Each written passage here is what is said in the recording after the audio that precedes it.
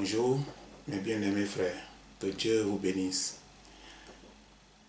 Ce matin, nous allons partager, comme je vous l'avais promis, un thème ensemble. Comment les sorciers peuvent localiser votre domicile à partir de l'Afrique. C'est de ça que nous allons parler ce matin. Et nous allons lire dans Deutéronome 18, versets 10 à 11. On ne trouve chez toi personne qui fasse passer son fils ou sa fille par le feu. Personne qui exerce le métier de devin, d'astrologue, de magicien.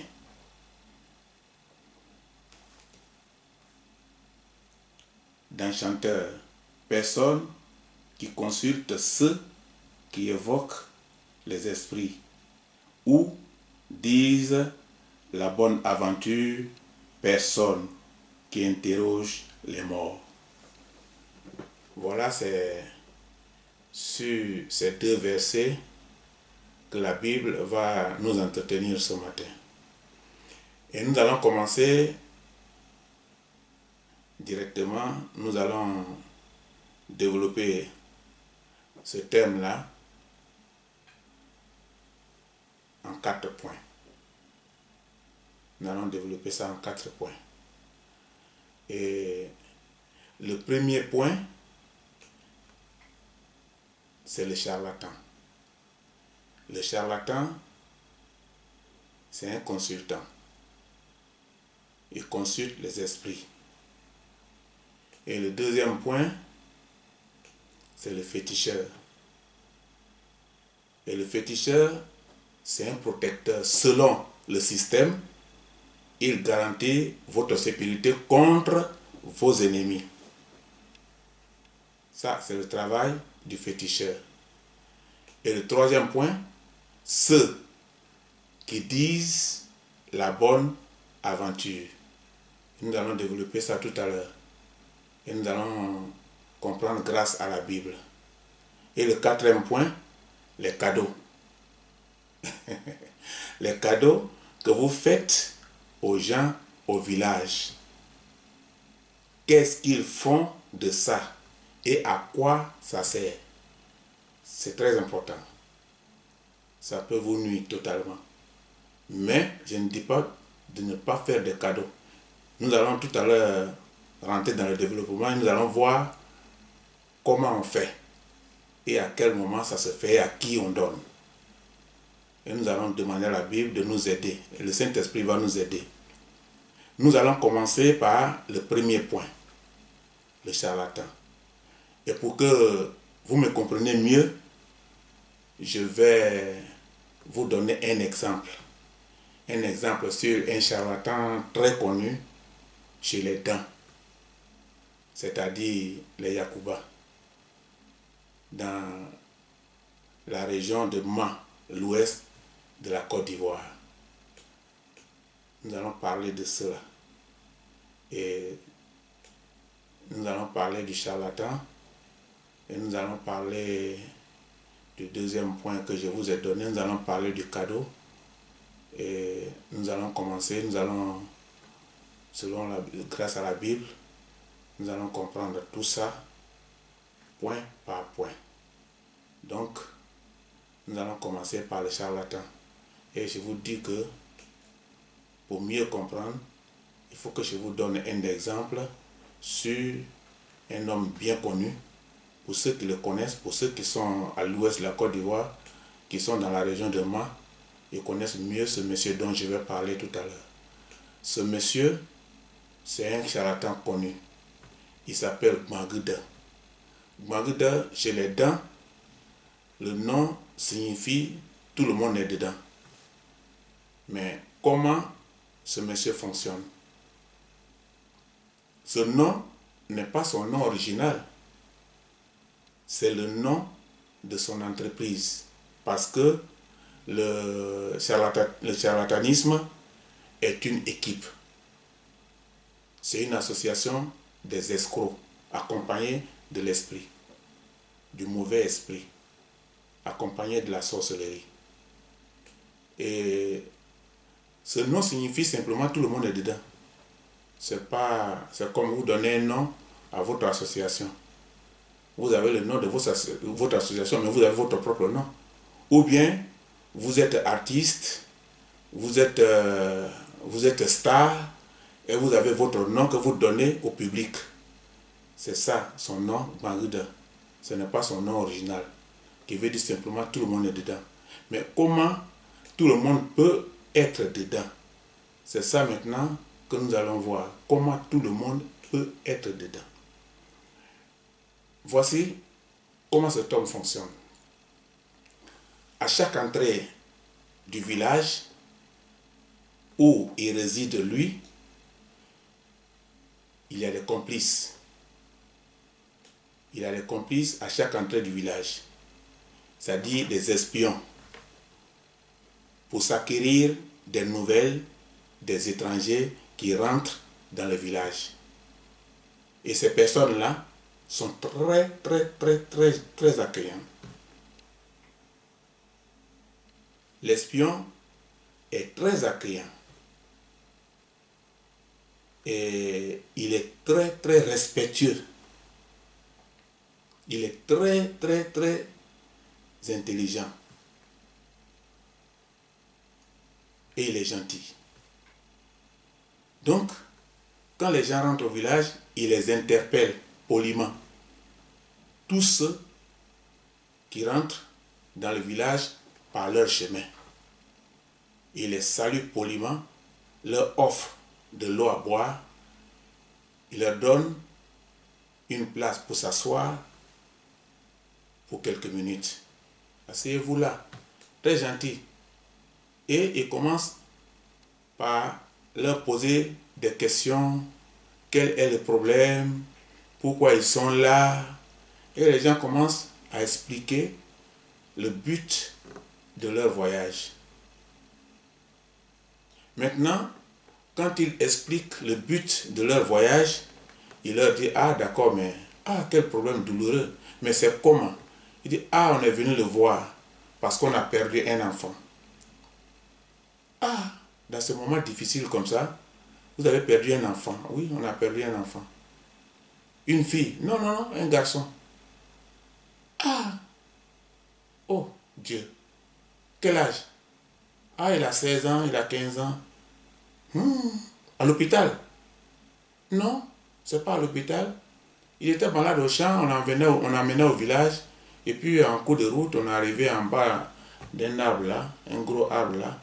Et il est décédé. C'est le corps vide qu'on a envoyé au village. Ouf. Donc, il compatit avec eux la douleur. Et il leur dit, bon, je vais aller voir s'il est à la maison. Parce que à cette heure-là, souvent, il n'est pas là. Il va visiter sa plantation. Donc, je vais aller le voir. S'il est là ou s'il n'est pas là. Donc, les questions qu'il pose là, c'est pour se rassurer si les visiteurs vont chez leur maître. Ou alors, si les visiteurs ont une autre destination. Il dit, attendez-moi, je vais voir chez lui. S'il est à la maison, parce que souvent à cette heure-là, il va visiter sa plantation et sa porte est fermée. Donc, le disciple se déplace. Il va et donne toutes les nouvelles, toutes les informations que vous venez de lui fournir. Il les donne ça à son maître. Et quand il revient, il vous dit, attendez un peu, il n'est pas là. Mais on m'a dit qu'il ne tardera pas. Le jeu est déjà fait. Et comme vous êtes patient avec un homme gentil comme ça ou une femme gentille comme ça, vous attendez. Il est là-bas, là, vous allez vous arrêter au chaud soleil pour rien, il n'y a personne. Et quelques minutes après, l'espion envoie un enfant pour voir si le maître est de retour. Et lorsque l'enfant revient avec la nouvelle qu'il est là, soit c'est lui-même qui les accompagne, ou il délègue l'enfant pour les accompagner. Donc c'est comme ça qu'il fonctionne. Maintenant, arrivé là-bas, chez le charlatan, c'est-à-dire chez le maître, lui étant déjà informé de la nouvelle, il n'a pas à fournir un grand effort pour leur dire exactement le but pour lequel ils sont là. Dès qu'ils arrivent, ils regardent dans son miroir, ils jettent les courriers et ils disent « Ah, vous venez de loin, vous venez de tel village et vous êtes là parce que vous êtes frappé par un malheur. Vous avez perdu un jeune garçon. Ce garçon, on l'a tué. On l'a tué. Vous voyez, dans votre famille, il y a une femme un peu claire, un peu noire, un peu courte, un peu grande de taille comme ça, parce qu'il n'a pas de mesure, il n'a pas de mesure réelle à donner, ou de teint à donner. Donc il vous jongle là. Et cette personne-là, c'est elle qui a tué l'enfant là. C'est en bas d'un arbre. Quand vous étiez en route, ils ont tué ça en bas d'un arbre. Les gens se regardent et disent, ah, mais celui-là, c'est quel genre de personne ça? Il lit ce qui est dans le cœur. Non, il ne lit pas ce qui est dans le cœur. Il a été informé. C'est une association. Chacun joue son rôle. Il y a le président, il y a le secrétaire, il y a le trésorier, il y a un vocal. Tout le monde est là. C'est pourquoi son nom s'appelle « Tout le monde est dedans ». Et ces personnes qui doivent donner les informations sont tous placés à l'entrée du village. Et il leur explique exactement le problème pour lequel ils se sont déplacés. Donc, premier gagné. Deuxième point. Lorsque vous allez au village, faites attention. La personne qui vous approche pour vous proposer une protection par un féticheur, qu'elle soit un ami, qu'elle soit une connaissance, ou un membre de votre famille, ou d'où qu'elle vienne, c'est un agent. C'est un agent que les sorciers ont délégué derrière vous, parce que vous venez d'arriver. C'est un agent que les sorciers ont délégué derrière vous, pour vous interroger, pour connaître vos problèmes. Et il a été délégué auprès de toi pour te convaincre. Pour te convaincre. Maintenant, quand tu es d'accord avec lui, il va te dire, bon, je vais prendre un rendez-vous. Je vais prendre un rendez-vous avec lui et nous allons partir le voir. Parce que dans votre problème en ville, là, protégez-vous. Hein? Même dans votre service, vous avez trop d'ennemis, protégez-vous. Dans ton foyer, là, il faut te protéger. Hein? Sinon, d'autres femmes risquent de te faire du mal. Et tu crois à ça. Et maintenant, tu vas suivre l'agent en direction de son maître.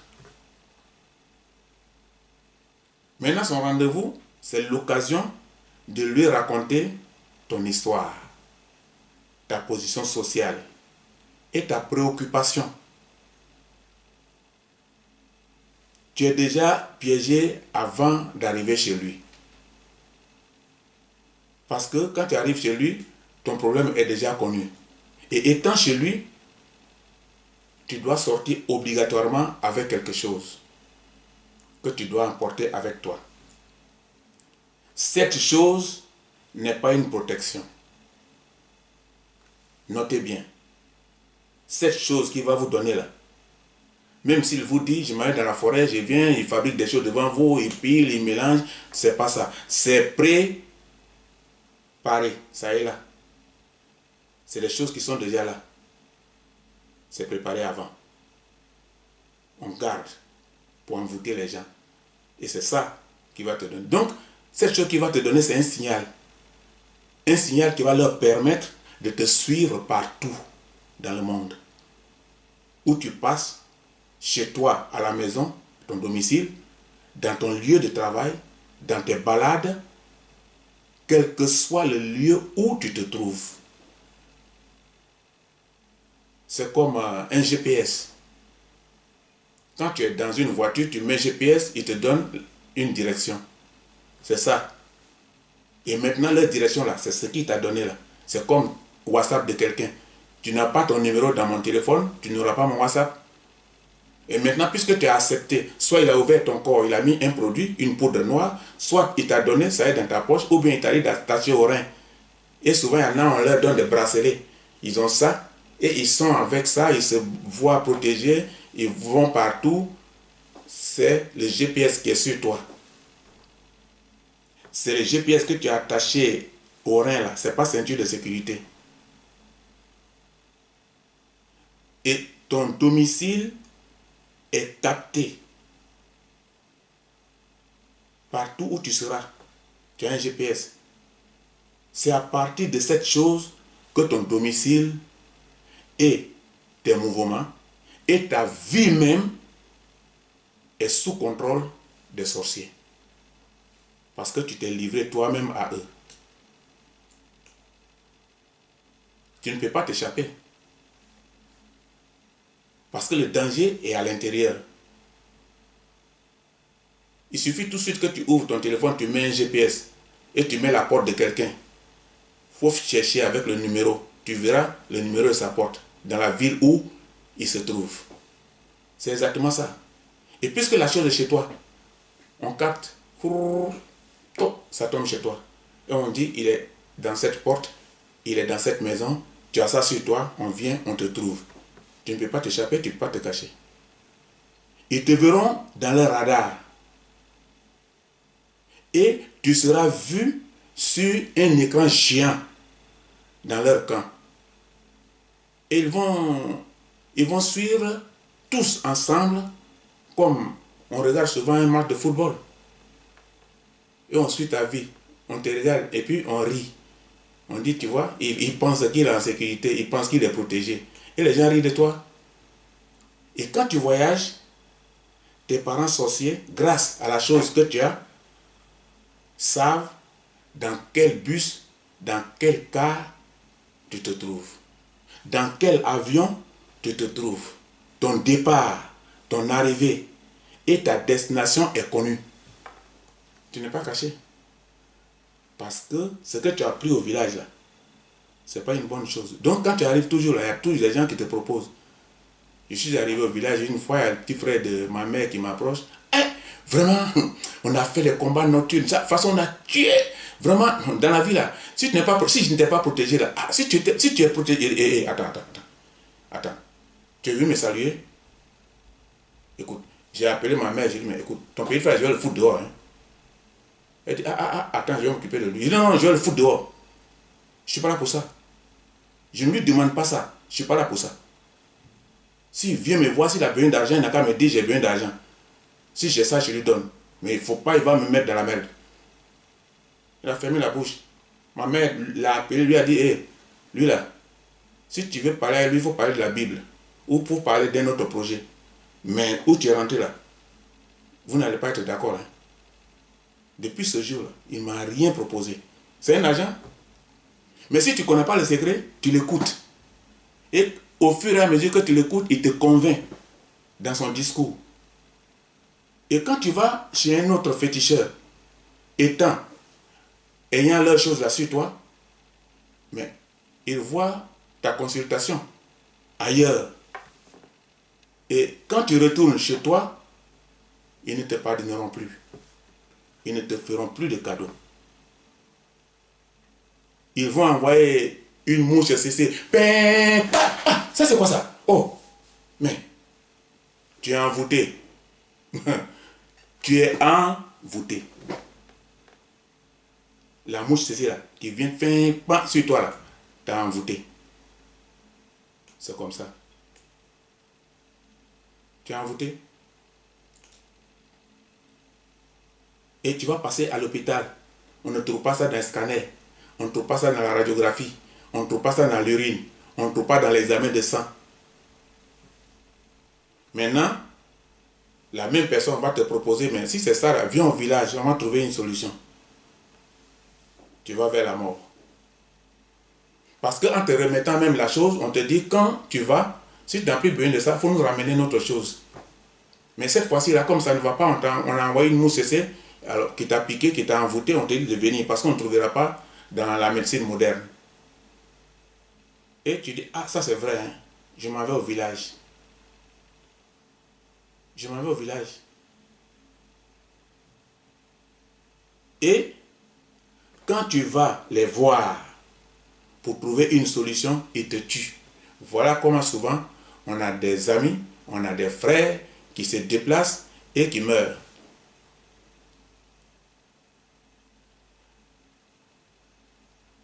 Il y a un jeune,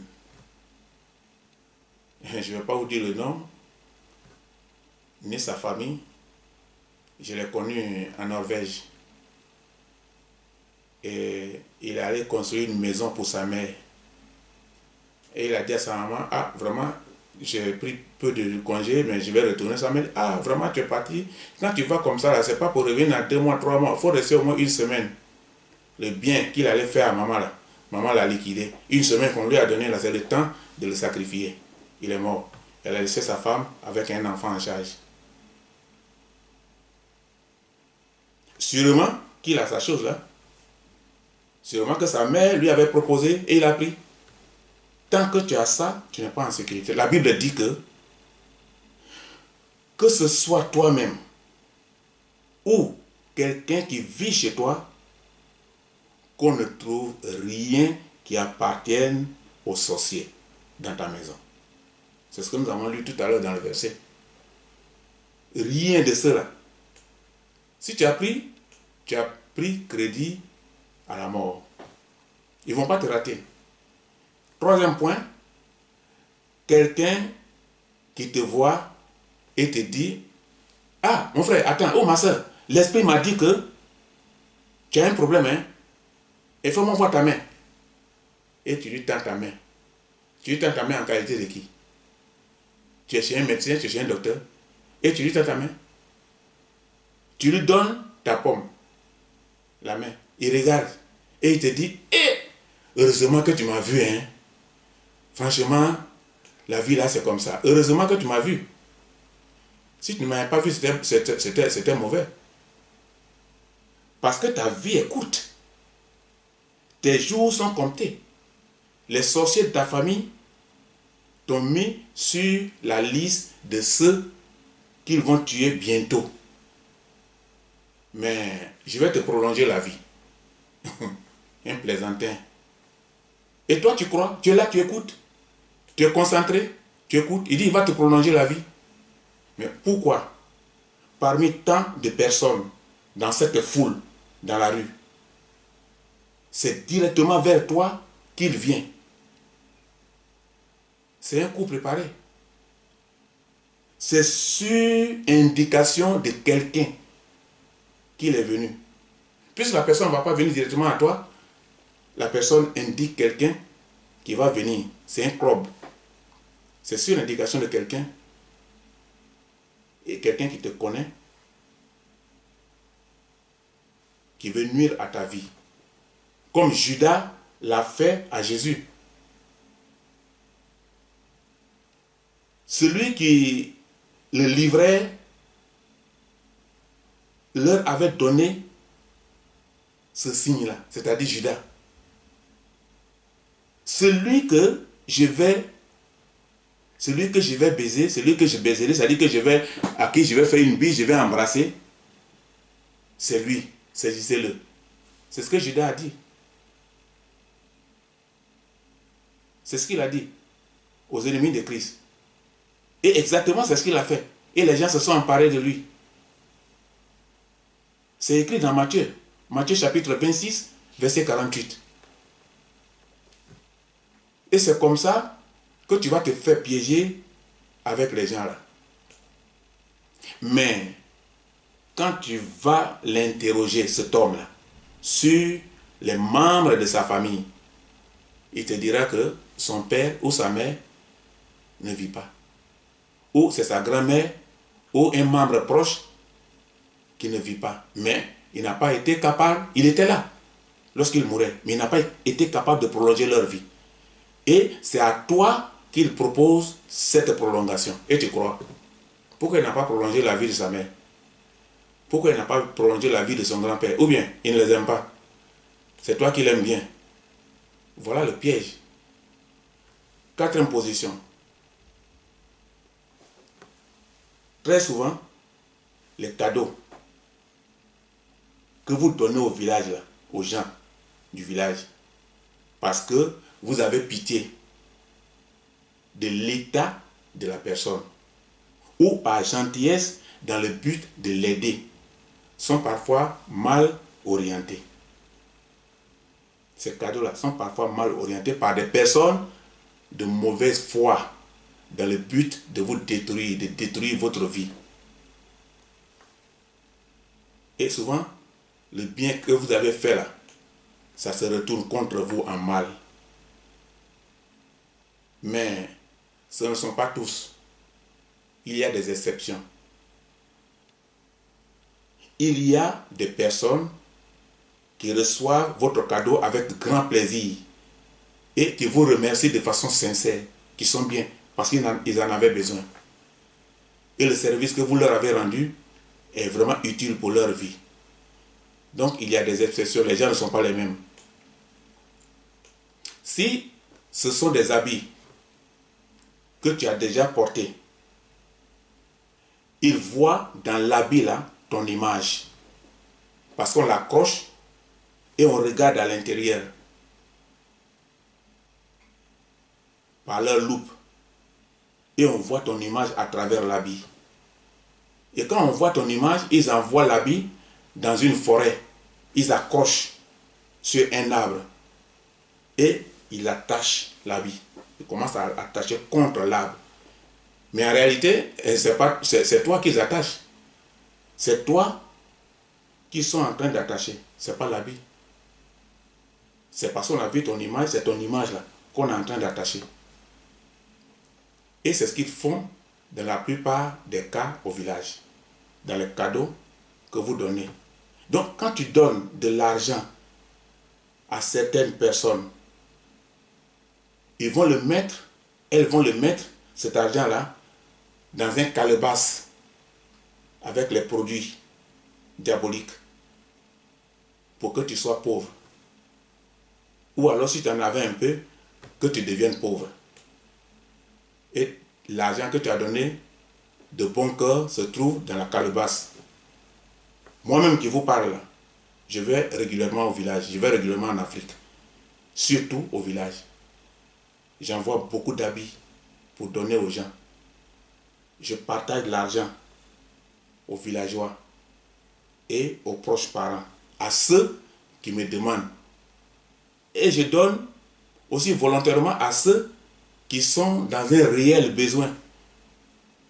Je le fais sans crainte. Moi, je le fais sans crainte. Parce que je suis protégé par le Seigneur Jésus-Christ. Si toi tu n'es pas protégé là, tu ne peux pas faire.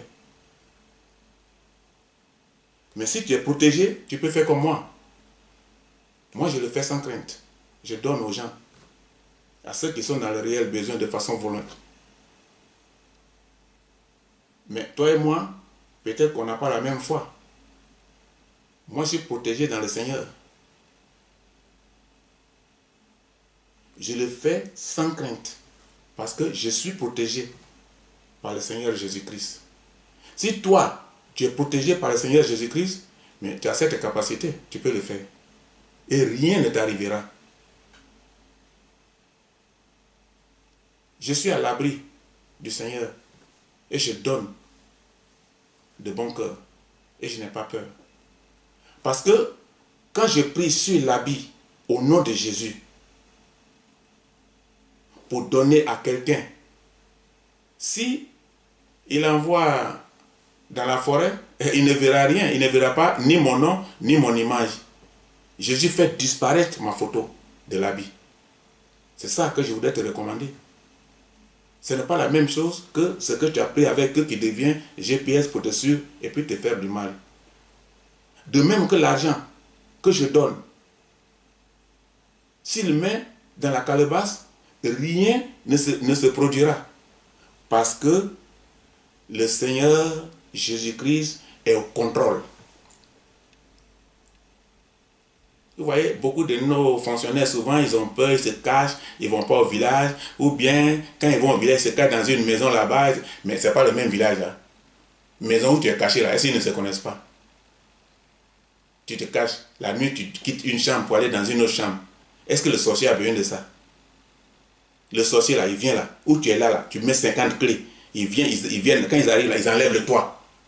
Le toit de ta maison là, ils enlèvent, ils mettent à terre. Et regarde, regarde comment il est couché. Tu es là. Tu ronfles. Matin, on vient, on te demande, ça va? Tu as bien dormi? Ah oui, oui, j'ai bien dormi. Ici, là, dans le village, si tu rentres, il faut bien fermer ta porte. J'ai fermé même 3 crochets. Et quand tu parles comme ça, il rit, il dit les 3 crochets que nous, on a enlevé le toit. Et puis, on t'a vu la nuit, là. La seule chose, il faut que Jésus soit au contrôle de ta vie. Sinon, rien de tout ce que tu vas faire ne te réussira. Si toi, tu as peur de donner, quand tu veux aller au village, il faut payer des nouveaux habits ou des habits de deuxième main que tu n'as jamais portés pour aider ceux qui sont dans les besoins. Parce que deuxième main, là, peut-être c'est blanc qui a porté haut. Quand on va, on met un look dessus, on voit l'image de blanc, on ne te voit même pas. Et ce blanc-là, ils n'ont rien à voir avec lui. Ou bien tu paies des nouvelles tenues qui n'ont jamais été portées. Il ne faut pas être méchant. Il faut donner. Il ne faut pas avoir peur. Mais il faut te cacher en Christ. Il ne faut pas être méchant avec ton prochain. Il faut partager ce que tu as avec les autres. C'est une source de bénédiction. Tant que tu partages, Dieu te donnera plus. Et il te donnera davantage. Il faut partager avec ton prochain. Il faut partager ce que tu as avec les autres. Tu seras béni. Dieu va te donner plus. La Bible dit de donner. C'est écrit. Donne, c'est écrit. Tu trouves ça dans le livre de Luc. Luc chapitre 6, verset 38. Tu trouves ça. Il dit donnez. Donnez. Et il vous sera donné. On versera dans votre sein une bonne mesure serrée, secouée et qui déborde. Car on vous mesurera avec la mesure dont vous serez servi.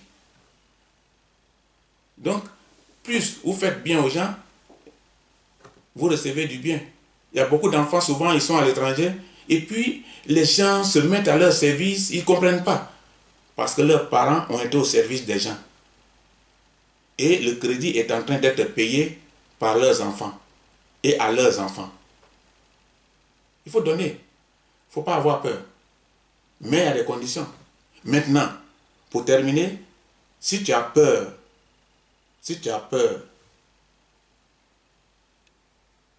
c'est parce que tu as leurs choses là. Et si tu as leurs choses là, chez toi, il faut te débarrasser de ça. C'est un piège, c'est dangereux. Tu vas dire, ah, donc si je, tout de suite là, je rentre à la maison, je vais jeter. Non. Jeter la chose dans la poubelle. Jeter la chose dans la poubelle. Ou se débarrasser simplement n'est pas la solution finale. C'est une solution, mais ce n'est pas une solution finale. C'est comme l'assurance d'une voiture. Vous avez une voiture, vous avez une assurance qui protège votre voiture. Et puis vous vous débarrassez de cette assurance-là parce qu'elle ne vous plaît pas. Mais votre voiture reste sans protection. Et pour que votre voiture soit protégée, vous avez besoin d'une autre assurance. C'est comme ça. C'est comme ça que ça fonctionne. Vous avez besoin d'une autre assurance. Sinon, votre voiture n'est pas protégée. C'est comme ça que ça fonctionne. Une assurance qui va couvrir votre voiture. Sinon, votre voiture est exposée aux sanctions des agents d'identification. La police, la gendarmerie, tous ceux qui peuvent sanctionner quelqu'un. Donc, vous avez besoin de contacter une nouvelle assurance pour remplacer celle que vous avez abandonnée. C'est comme ça. Donc, de même, dès que tu te sépares de soi-disant protection de Satan et ses disciples sorciers, il faut immédiatement prendre l'assurance de Jésus-Christ pour être à l'abri, pour être protégé. Cette protection est garantie. Le Seigneur sera avec toi. Et il défendra ton cas. Ce sont les anges qui vont combattre pour toi contre les ennemis pendant que tu dors. Et la victoire là, les anges vont faire cette victoire et te remettre. Tu t'en vas dans une église pour contacter un pasteur, pour t'aider à te désenvoûter par la prière. Si tu veux aller remettre cette chose à celui qui t'a donné, il va te tuer. Parce que l'envoûteur ne désenvoûte pas. Ça n'existe pas dans leur système. Dans leur système, ça n'existe pas. L'envoûteur ne peut pas te désenvoûter. Ça n'existe pas. Donc, il faut faire attention. Va dans une église et il faut demander au pasteur de t'aider à sortir de là. Parce que tu vas aller le voir, il va te tuer. Ça n'existe pas. Délivrer quelqu'un qu'ils ont envoûté, ça n'existe pas dans leur système. Ça n'existe pas dans les lois de la sorcellerie. L'église est le seul lieu de ta délivrance que je te recommande ce matin. Dieu t'a donné l'intelligence. Voilà une chose souvent misérable. Dieu t'a donné l'intelligence pour faire de grandes études, pour avoir un bon travail. Mais pourquoi c'est toi, intellectuel comme ça, qui laisse ton bureau de luxe, qui laisse ta voiture de luxe climatisée, ton travail respecté, pour aller voir un malheureux charlatan ou féticheur assis dans une cabane sombre en brousse pour lui demander l'avenir. Et c'est lui qui doit te dire ce que tu seras. Comment tu vois ça? Toi-même, pense à ça un peu. Est-ce que lui n'a pas besoin d'être heureux comme toi? Est-ce qu'il a besoin de rester dans la forêt là-bas? C'est parce qu'il est courrier par les démons. Et il ne peut pas devenir comme toi. Mais c'est vers lui que tu vas pour qu'il te donne ce que tu vas devenir. C'est pas triste ça? Et prendre une protection avec lui. Alors que tu as une carte de sécurité sociale qui te permet de te soigner dans n'importe quel hôpital. Pourquoi tu fais ça? Il faut réviser ta vie par rapport à cet homme. Est-ce que ton intelligence n'est pas renversée par hasard?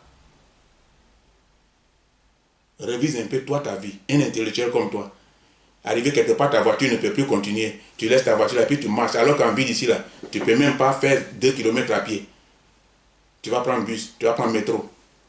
Tu vas aller en voiture. Mais c'est toi maintenant qui marches. Tes pieds sont enflés. Mais tu continues d'aller.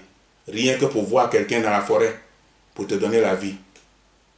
Vous savez maintenant pourquoi vous êtes bon avec les gens au village.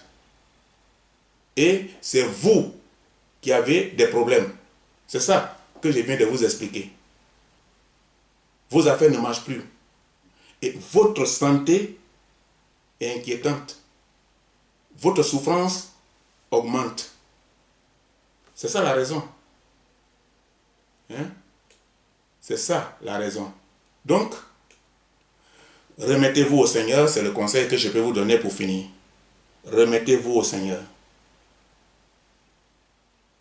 Remettez-vous entièrement au Seigneur Jésus-Christ.